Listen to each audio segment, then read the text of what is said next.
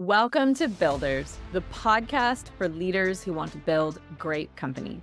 I'm your host, Alex Snyder, strategic advisor to world-class builders. This podcast dives into the wild rides and personal transformations that come with pursuing big dreams and becoming a leader who builds incredible teams and companies. Each episode, I'm joined by a guest who helps deliver a fresh perspective designed to leave you feeling less lonely, more connected to innovative ideas, and inspired about growing your business your way. If you enjoy the show, don't forget to subscribe on your favorite channel, leave us a 5-star review, and share your favorite episode with a friend. The podcast is sponsored by Alex Snyder Advisory. If you are a business leader or executive team ready to take your leadership and company to the next level with a high-performing team, we'd love to see how we can rocket fuel your growth. Check out the show notes to book your free Builders Business Booster call, where you'll receive a strategic leadership audit and 3 concrete focus areas to mature and grow your business. All right, thanks for tuning in. Let's build. Welcome, Eugene. How are you Alex, today? fantastic. It's a pleasure to see you. Thank you. It's so good to see you. Thank you for joining me today. I am super excited to dig into today's conversation. Strategy and planning and team operations is my jam, and I know it's yours. So I think it's going to be a really good discussion and a lot of practical nuggets, hopefully, that people can take away. So let's kick off with a little bit about you. Oh, thank you so very much. My name is Eugene Terk. I currently serve as the Vice President of Business Development at Align Technologies Corp. I also serve as the General Counsel, and I know that's 2 very strange hats for the same person to wear, and maybe we'll talk more about that. Just generally, Align is a software development company based in New Orleans, Louisiana.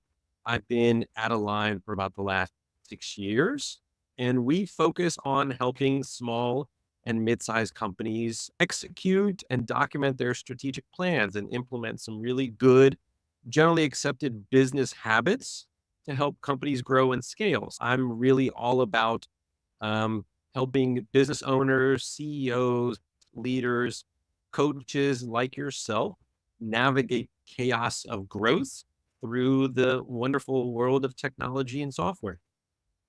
I love it. So you mentioned that your role is 2 quite unique roles. I would love to know a little bit about your journey before Align. What were you doing? I know you worked in law, and what did you learn along that? So yes, I am another one of those recovering attorneys, and I spent the first 2 decades of my career as a litigator. I started my professional career in Dallas, Texas, doing intellectual property work. I was really interested in businesses that were trying to protect their assets, the intellectual property assets, trademarks, copyrights, license of those assets, and how they could monetize and protect those rights. And then after a few years of doing that, I moved back to New Orleans, where I attended Tulane Law School, and I became a litigator, really representing Fortune 100, Fortune 500 companies that were sued for all sorts of different reasons. I was a defense attorney. And then towards the end of my legal career, I was doing product liability work, manufacturers of products who inevitably would get sued by users alleging that the product was in some way defective and had injured them. I would defend those corporations. And after nearly 20 years, I was a little burnt out on the practice of law, as many attorneys get. I greatly respect those who can spend their entire life practicing law. And I had a unique opportunity through a colleague, friend, to completely pivot and move into the technology space. He at the time was being hired as the CEO of Align, my friend Doug Wallner. And he presented me with this opportunity, and the timing was perfect. I thought the opportunity was one that very interesting, and I haven't looked back And I would say that currently probably 5 or 10% of my time is wearing that general counsel hat, and Mm. about 90 to 90% of my time is spent doing business development. Amazing. I mean, kudos to I you much pref- for, sorry? I was going to say I much prefer the business development time over the general counsel legal role. Yeah, kudos to you for making it 2 decades. The number of lawyers I know who never actually practice after going through the rigorous educational requirements to be qualified as a lawyer or litigator. It's a lot. I know a lot of lawyers who, beyond their articling, never really step foot in a courtroom or never serve, I guess, even within a corporate role under their actual legal title, because it's a very hard job. Um, I was just going to take a quick tangent because I think some people might be curious as to how one transitions from a litigator to a VP business development. Yeah. And I think what I was able to convince Doug of, or maybe he saw this in me, was essentially as a litigator, my role is sales, for lack of a better word, because what I'm doing is I'm standing before a judge, I'm standing before a jury, or I'm putting argument on paper that is trying to convince someone to buy my side of the story or my client's side of the story over what the other side is selling. And when it comes to business development, obviously it's a very sales driven kind of environment and responsibility and role. And so it's actually not that shocking of a transition to go from litigation where you're essentially you have your own set of facts that you're trying to present and sell to a customer or your product or your services, versus it being a salesperson, a business development, a marketer, etc. I think if you're an attorney out there watching and you're like, I could never make the transition out of law into something like software technology, I think you're selling yourself short. You can really do it because I think the skills that are there do apply in a technology sort of business development role as well. I love it. Thank you. That's very much what I wanted to know. I love that on this podcast, we talk about a lot of things. And I think it gives people not just insight into the entrepreneurial journey or a particular skill set that someone's bringing, marketing or change management, but also career tracks and journeys and how we can morph and apply our skills in different ways, because there's so much out there to experience. And a lot of people can get stuck in whatever mindset they were presented with early on. So thank you for sharing that. I think that is, I also love that kind of parallel of the lawyer as a salesperson. You're pitching your version, your story, and trying to get people to buy into it. So I think that's a great parallel. So in your role, how much do you interact with customers and leaders? I would think you're interacting with them a fair bit on the front end of their journey with online. And did that kind of continue? Yeah. So in my role, I spend a lot more time working with people like you, Alex, and business coaches who are all typically entrepreneurs themselves, former business owners, former CEOs or C-suite executives who have now transitioned, much like I did in my career, into their second career, where they are now not the leaders of an organization themselves, but they are helping other leaders of many organizations grow, develop, and become better at leading their organizations. And yes, I spend a lot of time, actually, most of my days are spent doing what I call coach outreach. So I am emailing, I'm calling, I'm communicating with individuals around the globe who are them working with small and mid-sized businesses to help them implement these good business habits. Hey, I am a businesser. I'm frustrated. I'm stuck. I can't figure out how to get my business to the next level of success.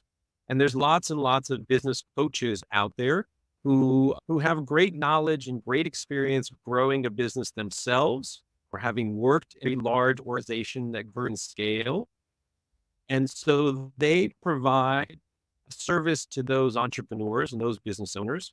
And so those are the individuals that I spend a lot of time communicating with and helping them understand the value of a software platform that their clients can use to help make that scaling process easier, more efficient, more productive. How do they, as coaches, help their client get more work done? How do they help them execute on more of their goals, achieve more of their priorities, so that they can keep growing and moving towards their big, hairy, audacious goal that organizations might have for themselves 10, 20, and 30 years down the road?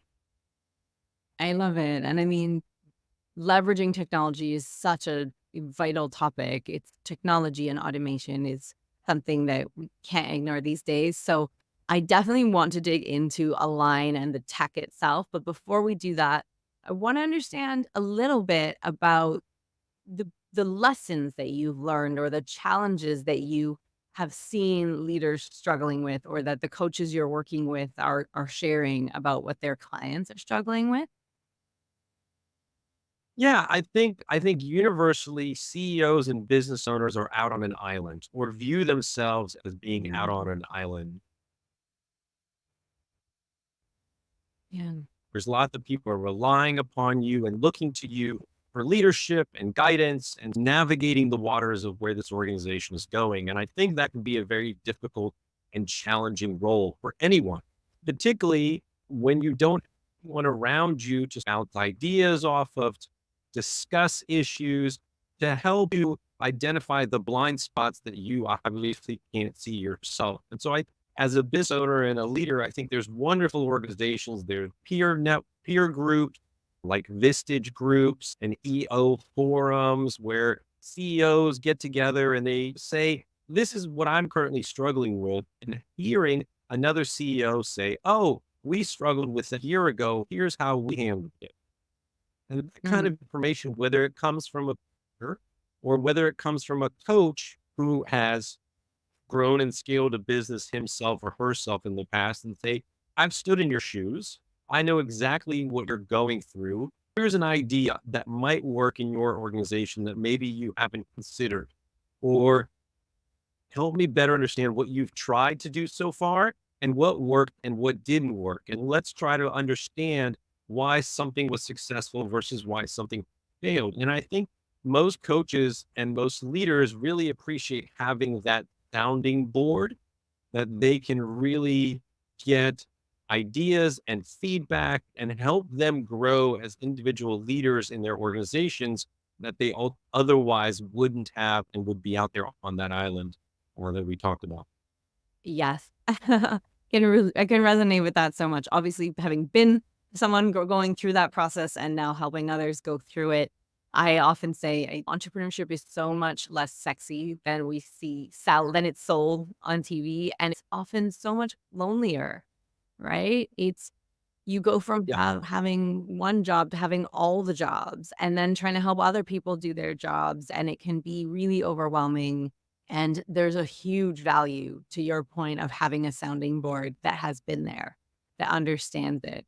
Because also one of the things I've noticed is everyone has an opinion, right? Your family, your friends, anyone who cares to listen has an opinion, but often they haven't been there and they have no skin in the game, and so it's really easy to be armchair quarterback if you don't have skin in the game and have a myriad of opinions if you aren't the one who has to live with them or implement them. And so I think that value that you talked about of having someone who's in it with you and has been there and can provide not just an idea, but this is actually how we did it. And this is what was great. And this is the drawback. And are you willing to accept that drawback? And if not, great, let's come up with another version is really powerful and comforting.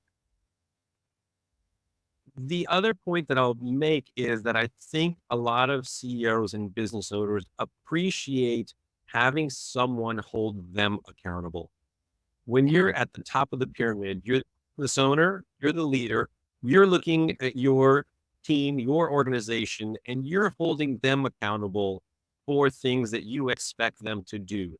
but who in turn is holding you as the CEO, as the business owner, accountable? Sure, your employees, your team members, your organization can, if you're willing, can hold you accountable. But a lot of times, I think business owners like having an outside person hold their feet to the fire and say, okay, we had a session. We talked about what you wanted to achieve for this organization over the course of the next 90, 180 days, etc. And then actually hold them accountable and say, okay, this is what you said you were going to do. This is what you said you and your team were going to do and get done. What did you get done? Why not? Ultimately, you're the CEO. It's your responsibility. It comes with great stress, obviously, and obligations and responsibilities. And so I think having someone within the accountability coach, Yep. someone who's there to push you and make you go above and beyond what you thought you yourself could achieve. And so I think that's another really great added value and benefit of having that outside resource to not only provide guidance and counsel and experience of situations that they have been through as well, but also to say, okay, I'm going to hold you to getting this done. And if you don't, there's going to be some consequences. We're going to talk about what are the failures, what happened, how do we improve? That kind of feedback is really valuable. Absolutely. That's such a great point, Eugene, because being the boss or the big fish in the pond, none of us are infallible to distraction or the next thing or whatever it is. And having some support on the structure and reminder and knowing that somebody, I talk a lot about servant leadership, right? Like I'm great at getting things done for others. I'm a leader. I will lead people to all kinds of things and I will set expectations. I will do all the things, but one of my biggest motivators is knowing that somebody else needs something, right? And tapping into that when you're the boss, you have to figure out how to do it. It's great when you have a big team and your team needs things, but there are parts of working on the business that technically nobody's waiting on it, or it's not crucial to anybody achieving their goal this week. It's a much bigger, sometimes more nebulous, abstract piece of work that you need that support. And I was preparing for, I'm actually going on to someone else's podcast later today. And they said, could you prepare something about entrepreneurship? So I put a little PDF together and I was talking about some of the myths, and this idea of nobody's going to tell me what to do. That's, I can be an entrepreneur and I just do whatever I want. Great. Technically somewhat true, not a full myth, but you're going to be accountable to your clients, which are way more demanding than a boss and not there to help you. You are going to be accountable to your team, but also there will likely very quickly come a time where you wish somebody was there to tell you, what to do and what to prioritize. And leaders and colleagues and experts, it's going to actually sound like a dream pretty quickly. The idea of, like you said, it's like being on an island, I think is something that we don't talk about enough. And I think it's also the reason that there are some statistics that say co-founders are 30% more likely to get funded than solo founders because of the accountability, diversity of skills, all the things that come with having two or more people sharing the leadership. And so I think, again, there's a lot of value in the expertise, like you said, of course, you want a coach that has that expertise, but also just the accountability that comes with human interaction. Yeah. Yeah. So what would you say are, this is not a presentation, I'm not expecting a list of 1 to 10, but what are the crucial elements or habits that need to be in place across an organization for them to reach that next level, to grow sustainably and profitably? What we have seen time and time again is, generally speaking, most organizations struggle in a few areas. I think if you were to poll most companies and most employees, they would say communication could be drastically improved in this organization. Visibility into sort of what is the goal, what is the vision for where this business is going is another area of improvement that employees are always seeking. And I think, again, accountability, making sure that everyone knows what is being asked of them in their role and Mhm. how will they be judged, or how will they be ranked or reviewed at the end of a certain period of time as to whether or not they hit their goals or their target. Align, if I give you just a quick backstory on how Yeah. Align, our software tool, was even, it was essentially created by a serial entrepreneur who was working with a business coach. And at that time, they were trying to implement the Rockefeller habits, which comes from Mastering the Rockefeller Habit, the book by Vern Harnish, which became Scaling Up. And the serial entrepreneur had a technology business, a software company, and he had developers in different parts of the world. And as part of the work that he was doing with that business coach, they were trying to implement some good business habits. They were trying to implement having regular huddles, and they were trying to create KPIs, key performance indicators, and getting critical numbers tracked in the business. And so those remote teams at that time were literally filling out a piece of paper and faxing it back to home office in the United States on a Mm. daily or a weekly basis. Oof. And the entrepreneur said, there's going to be a better way for me to just know and monitor and be updated on how well remote teams are doing. Because it was a technology business, he had developers. So that's how Align was originally built. It was built as a side tool to help this entrepreneur grow and scale his primary business, which ultimately he did. And what happened is that business coach liked what was built so much, who said, hey, can I go take this and introduce it to all of my other coaching clients? Because I'm introducing those same habits, those same good practices in all of these organizations, and they could benefit from a tool like this. And it's about creating a dashboard of all of your most important targets and metrics. So everyone sees what are the goals that we're trying to hit this quarter as an organization? How do I get visibility into all of the employees? What are the key things we're trying to achieve, our priorities, our objectives? And then how do we communicate better within the organization?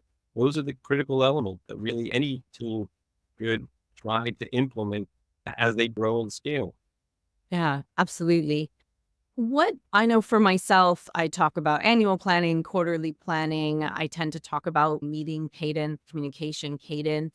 I love the dashboards and visibility and align the fact that at a touch of a button, it's there and everyone can see it and it's updated. As you said, there's no collecting of paper. It's just people make updates directly and it flows together. And then you talk about it at the next meeting, right? What's your perspective on some maybe lead? I don't like best practice, but like leading practice around communication, cadence, meetings. Obviously, I think meetings are a little bit of a controversial topic these days. Some people are trying to eradicate them. Others think that you need to have more of them. They just need to be run better. Look, I can give you my experience from my own professional career. Law firms generally don't have meetings. I mean, generally lawyers come into the office and we just start working on our cases. Occasionally you might have a meeting about that particular case, but it isn't at a regular rhythm or cadence. So when I left the legal world and came into the world of scaling up and Align and working in a technology company that has regular meeting rhythms, that was very new and unusual to me. And so I immediately saw the benefit of that. So, for example, at Align, we have a daily huddle every single day at 11:47 a.m. The habit, there's rhyme and reason to all the madness because we do it at 11:47 is an odd time, so you tend to remember it that hey, 11:47, not 11:30, and you show up at 11:35, 11:47, and everyone shows up at 11:47. Our goal is to keep that daily huddle less than 15 minutes every single day. We shouldn't be meeting for more than 15 minutes on a daily basis. And besides, at 11:47, everyone is antsy to go to lunch. Yeah. So we're going to get in, have a very productive meeting. We're going to exchange the most critical information we need to exchange with the rest of our team. And then we're going to go have lunch. And that's like a natural deadline for the meeting. That's what keeps it productive. Love it. The other thing that we try to instill in all of our employees and certainly all of our customers is the general habit of spending 5 minutes before your huddle, whether it be a daily huddle, a weekly huddle, a 2-week one-on-one employee performance review. 5 minutes doing some pre-thought about what it is that you need to actually share with the rest of your team and document that somewhere, whether you document it in a line or document it in a OneNote, whatever. Somewhere you literally make a bullet point list of, hey, these are the 3 or 4 most important things that I need to share with my team in terms of what I'm working on, what am I struggling with, what is some good news that I want to share with the rest of my team. That, just those 5 minutes is what's going to make the meeting very productive, very efficient, and very informative. Because the worst thing, we've all been in meetings where it's like, hey, Alex, why don't you give us your update? And Alex starts fumbling and bumbling through her brain, trying to remember what it is that Alex wanted to share with the rest of my team. And so that gets very frustrating. And that just little bit of pre-work can lead to much more productive, much more efficient meetings as a whole.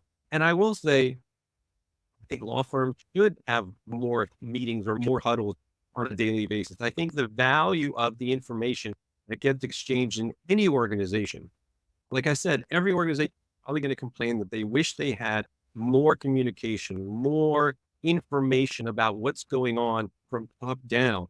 Um, and so this is a very easy, simple way to increase the flow of information, give everyone an opportunity to speak up when they want to speak up, and really share what's going on in their world that might have a significant impact on someone else in the organization. Yeah. If you've got sales or marketing that all of a sudden in a huddle says, hey, we're going to have 1,000 more leads this quarter than we did last quarter. Sales needs to know that because they're going to need to prepare for all those leads and what that's going to mean to them. So there's real implication based on what you share with the rest of the team that's going on that really can drive what gets done and how it gets done. Yeah, I couldn't agree more. I think to your point, the quality and structure of the meetings is vital and equally important as the quantity. And I remember I implemented a rule, which sounds when you say it so obvious, but it was you cannot send a meeting invite without an agenda for anything more Mhm. than for anything more than 2 people. And honestly, I said you have the right to reject a meeting, even if it's the one-on-one that doesn't have some agenda. And I just said, that's the rule because I want the meeting to happen, but it will be better. You will get more out of it. And it will probably be about 60% of the time if there's an agenda and if people have those 5 minutes before. And I know there's a lot of organizations that have taken that in different ways. I believe it was Amazon at one point.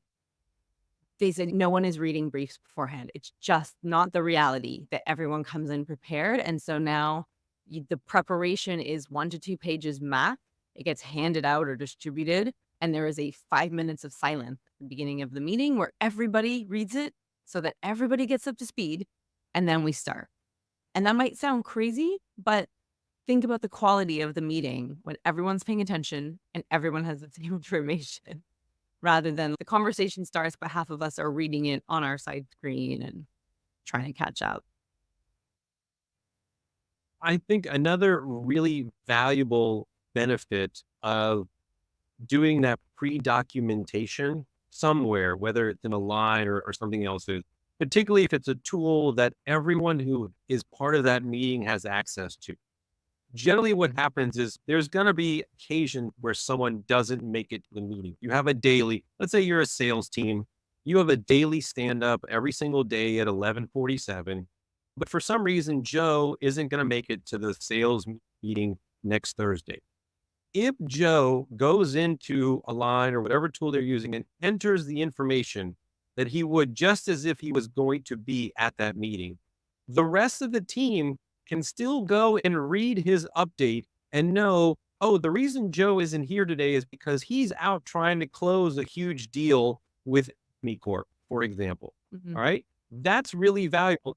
They know exactly why Joe isn't there and what he's doing, even though he wasn't there to present his own update. Mm.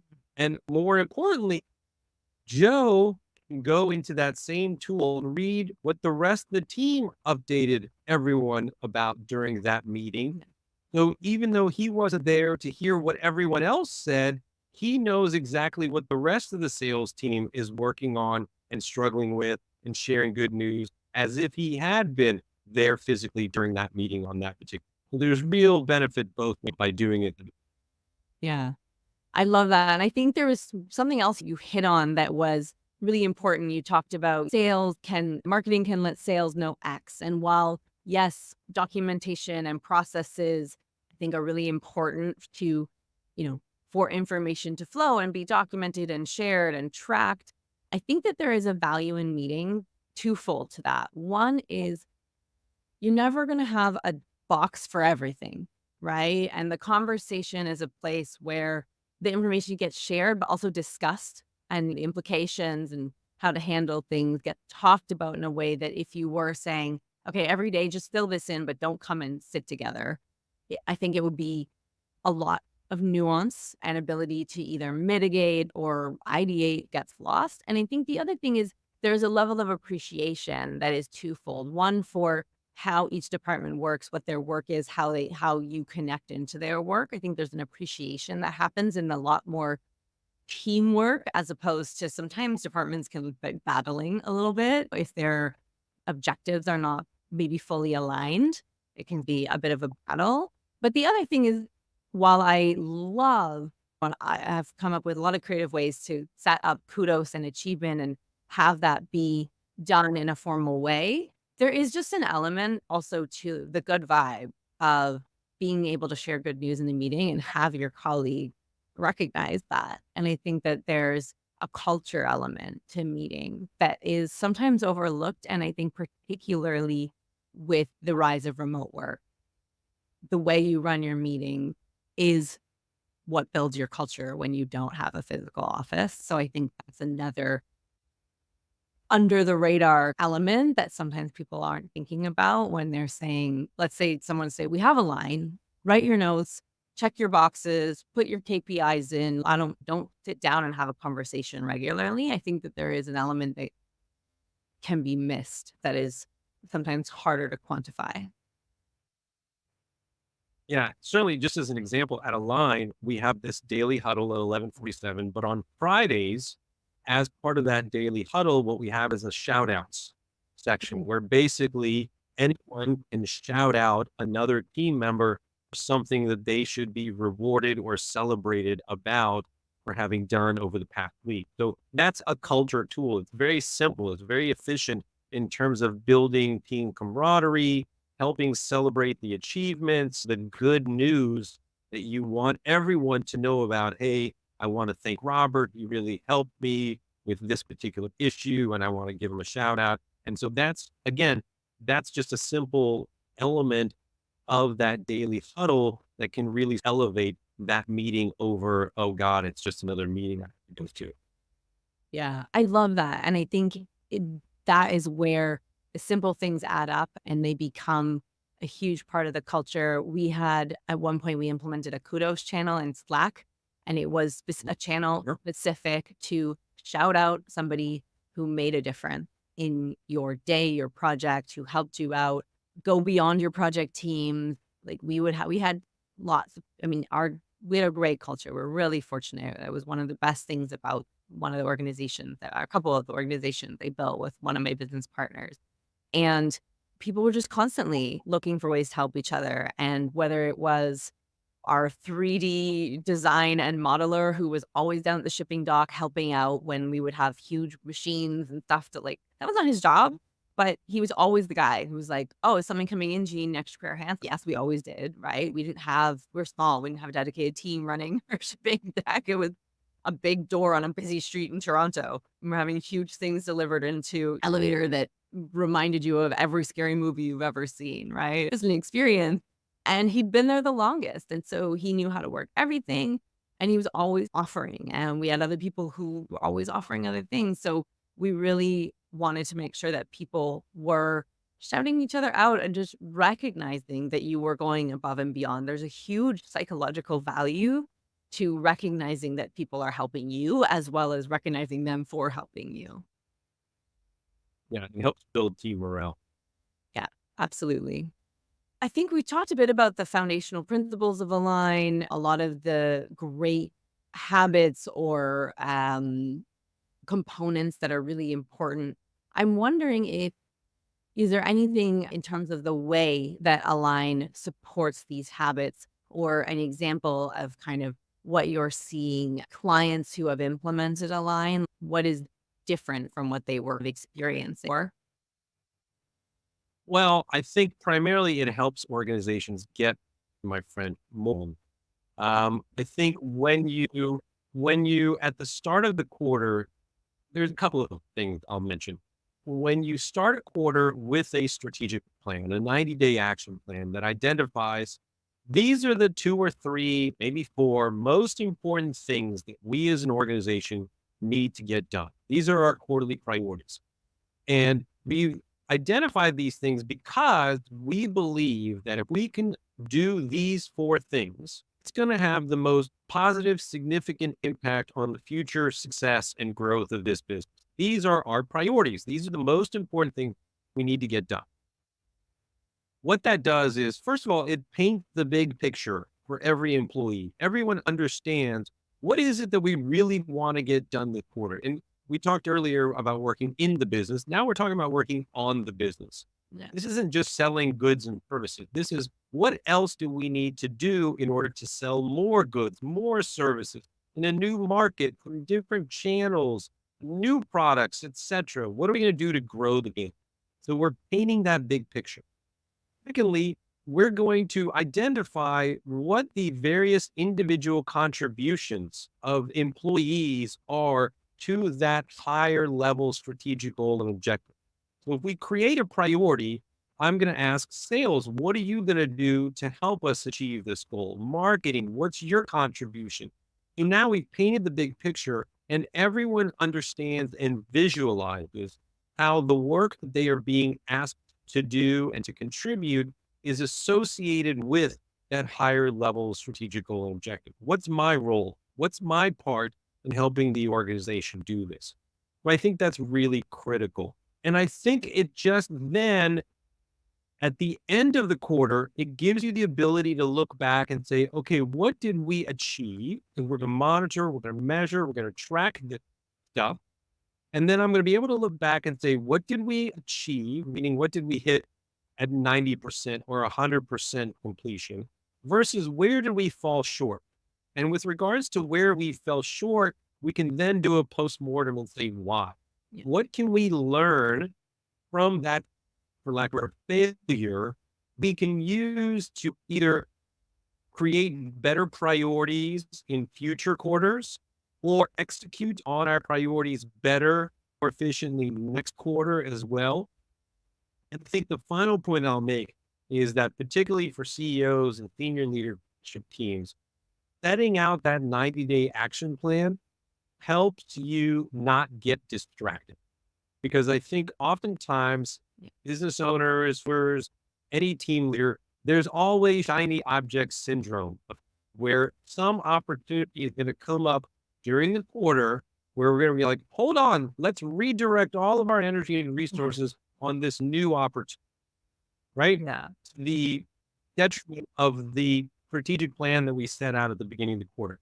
That may be the correct move, but at least you can do the analysis of saying, is this new opportunity better, more important? Is it going to get us to our goal faster than what we originally said were the two or three priorities that were most critical? Is yeah, this something that we pursue because we're not going to pursue one of the other things that we said at the beginning of the quarter? And if it's not that great, or if it doesn't outweigh the things you've already set in stone, great. Keep on track, keep focused on the things that you wanted to get done. If it is greater, okay, we can pivot or we can say, we're going to do this.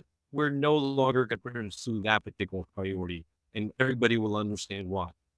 yes. You've hit on so many good things that I want to make sure anyone who's listening is taking away, right? The idea of 90-day plan, limited list of priorities. that are going to meaningfully change the future of the business. These are the things that don't pay off tomorrow, but in 5 years or even a year, if you haven't done them, it will make a huge difference of the trajectory of the business. That is what planning, that is what leadership needs to be spending time doing, which you cannot do if you spend 12 hours a day inside the business operating it. And the priorities are so important. Entrepreneurs, I mean, shiny object syndrome is entrepreneurs' Achilles heel. And it's hard because it's part of what makes you amazing and excited and full of ideas. But it's so easy to run after the next exciting thing because often what we are doing in those priorities is not sexy in the moment. It's not exciting. It requires diligence and follow through. So that new idea that now is as exciting as this was 2 months ago, you have to assess it. You have to assess, is it urgent? Is it going to deliver something we need sooner? Should it happen before the thing we're doing? Or actually, does it not matter? And it's better to get something done because that's also really important to the team that things do get finished and people feel that they can move forward.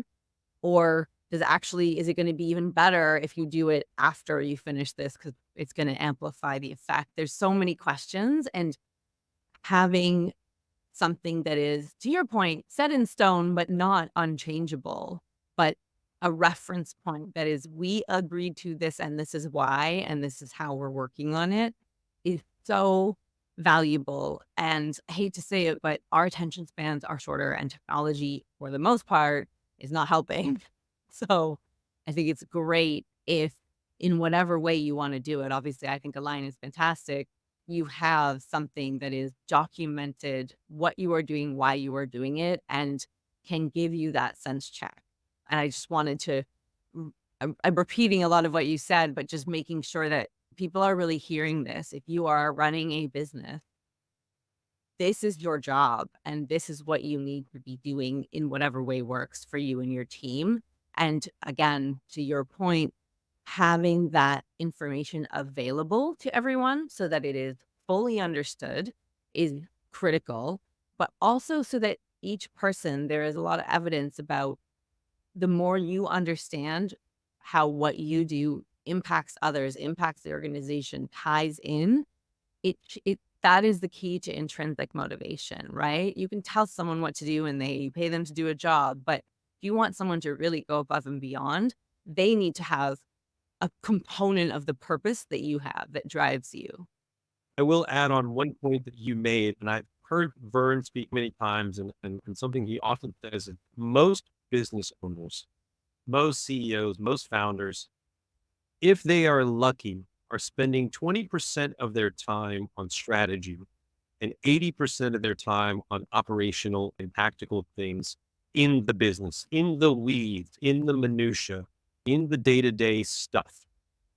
And the goal is that by doing the hard work of strategic planning and creating that visual roadmap and assigning things and delegating things to others in the organization, that percentage gets flipped for the business owner Yeah. so that they are only spending 20% of their time on the operational and tactical things and 80% of their time on the strategy and the big picture.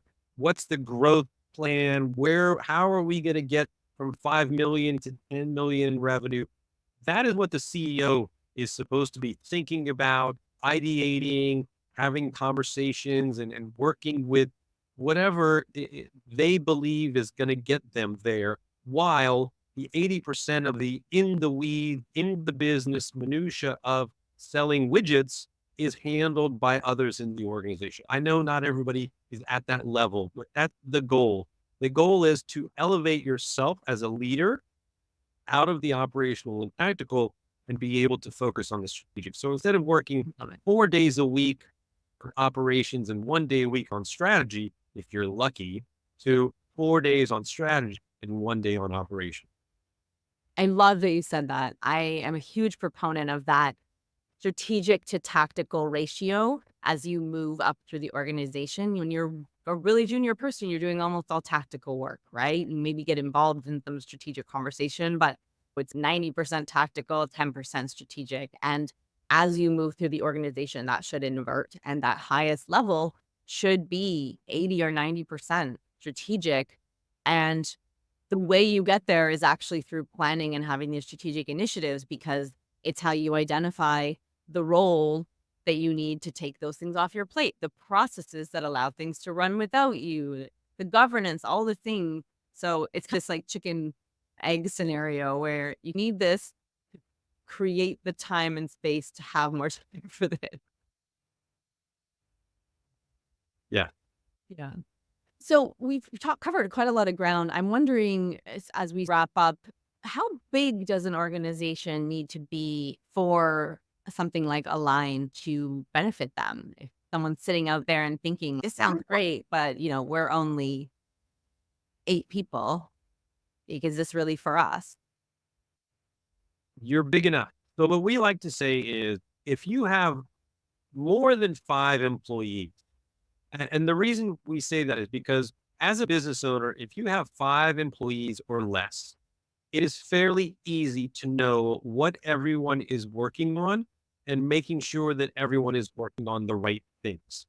If you're a growing enterprise and you've gone from 5 employees to 15 employees over the last 12, 24 months, or maybe that's your goal for the next 12 or 24 months. We want to go from 5 to 15, or we want to go from 25 employees to 50 employees, or we want to go from 5 million to 10 million in revenue.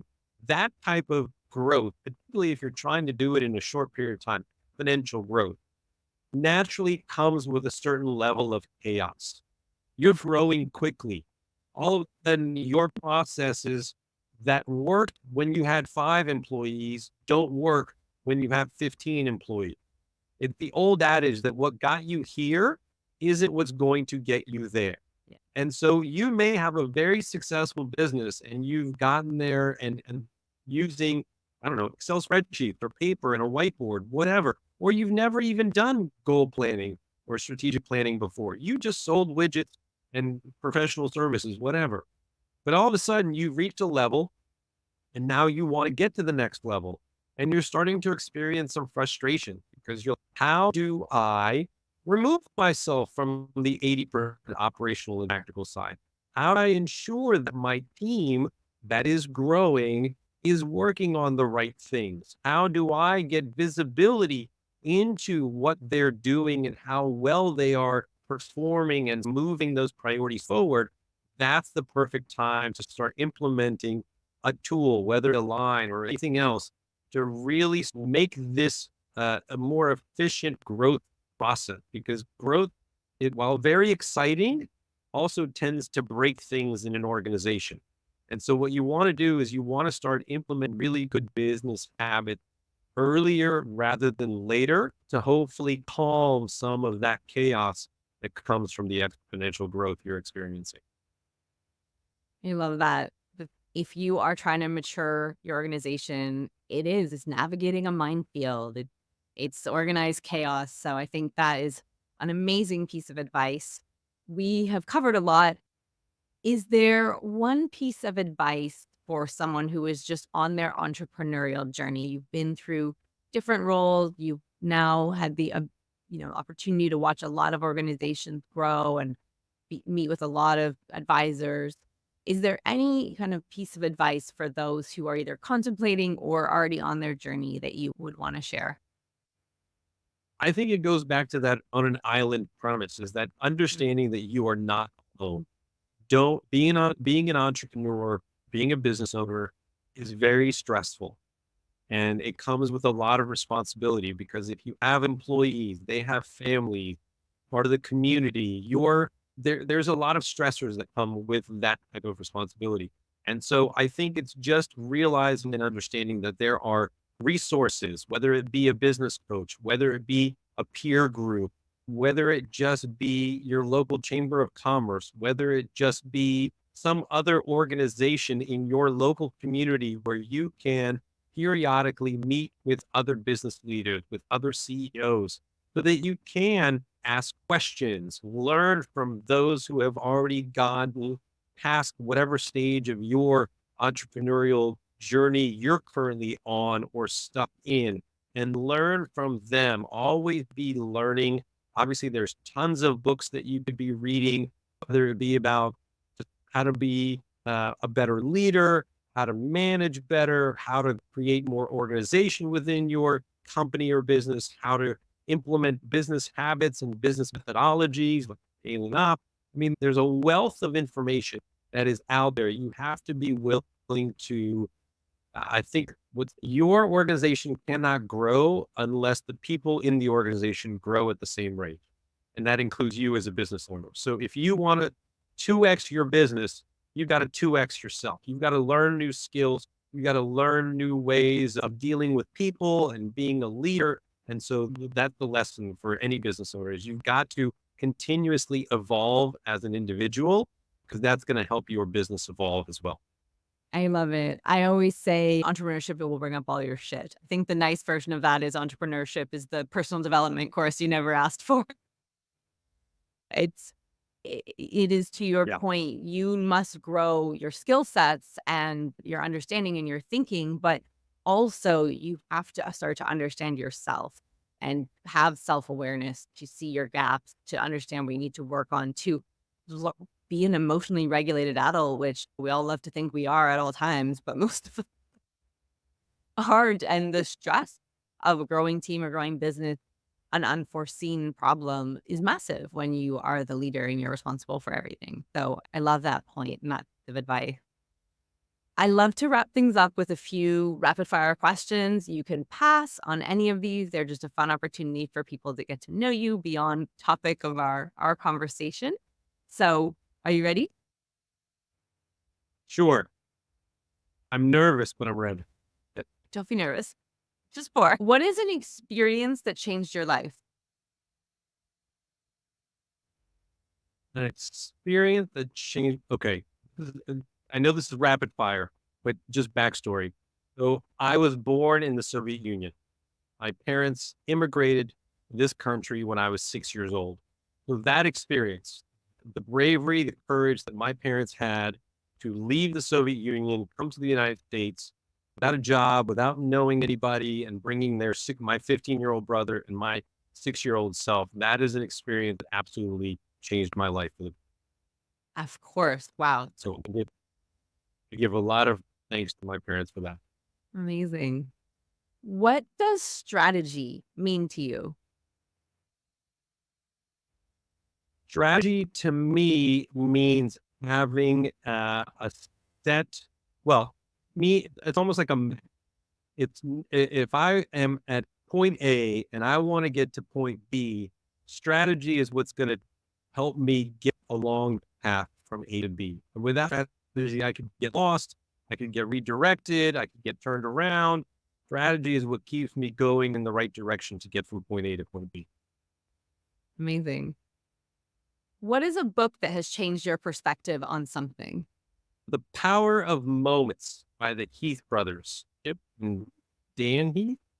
It's a book that's all about how do we elevate the typically mundane, ordinary experiences, whether it be for a customer, whether it be for a family member, a friend. How do we just create these incredibly powerful moments in the business world that are going to create brand loyalty, that are going to create ambassadors who absolutely will always come back to you for goods and services? How are you going to elevate the mundane so that people remember you because of something you did that was very unexpected? It's a really wonderful read, and it's the best book I've read in a little while. I love it. Last question. If you could go to any concert tomorrow, touring or not, dead or alive, what would it be? Fish at the Sphere in Las Vegas, April 20th, 2024. Oh, so you are going. I'm sadly Okay. not. Look, I'm admittedly a huge Fish fan. I've been seeing Fish for 30 years, and April 20th, they will be playing at the new Sphere in Las Vegas. And that date is literally the 30th anniversary of my very first this show when I was in college. And unfortunately, I don't yet have a ticket. If anybody who's out I was there gonna watching say, this anyone's listening, for me, look that'd be Eugene up. great. Yeah, either that or look, right now, I'm currently a failure of a father because Taylor Swift is coming to New Orleans and I have been unable to get tickets for my 12-year-old daughter. All right. We are putting the word out. Taylor Swift in New Orleans So I'm and putting Fish April Atmosphere in Las Vegas. Anybody who has a connection, my next question is, how do people connect with you if they want to continue this conversation or help you get those tickets? You can certainly find me on LinkedIn, Eugene Terk at Terk. If you want to, you can always email me. I'm happy to have a conversation with anyone. It's Terk, my first initial last name, at align, ALIGN, today.com. Amazing. Thank you so much for your time today, Eugene. This has been a great conversation. So many practical pieces that people can take away. And obviously, I am biased because this is what I love to talk about, but it has been so much fun. Thank you. I really appreciate it. Alex, thank you for the invitation. And I will give a quick preview because Alex has agreed to be a webinar presenter for Align in March. So hopefully everybody will be on the lookout for that so that Alex can share some of her wisdom and knowledge with in our audience as well. Yeah, very much looking forward to that as well. Thank you to everyone who joined us, and we'll talk again soon. Thanks for tuning in. Our goal is to create connections and inspire conversations about building great companies. So please subscribe, rate, review, and share this podcast with your network. Sharing is caring. If you're a business leader or executive team ready to take your leadership and company to the next level with high-performing teams, we'd love to see how we can rocket fuel your growth. Check out the show notes to book your free Builders Business Booster call, where you'll receive a strategic leadership assessment and 3 concrete focus areas to mature and grow your business. You'll also find the link to join the Builders Club to stay up to date on upcoming events, get valuable tools and insights, as well as be the first to receive exciting announcements straight to your inbox. No spam, I promise. You'll also find my website, alexsnyder.com, and all the places to peep my creds, hear what clients have to say, and see if I went to the gym today. And one final note, this podcast is not intended to be legal, tax, or other professional advice.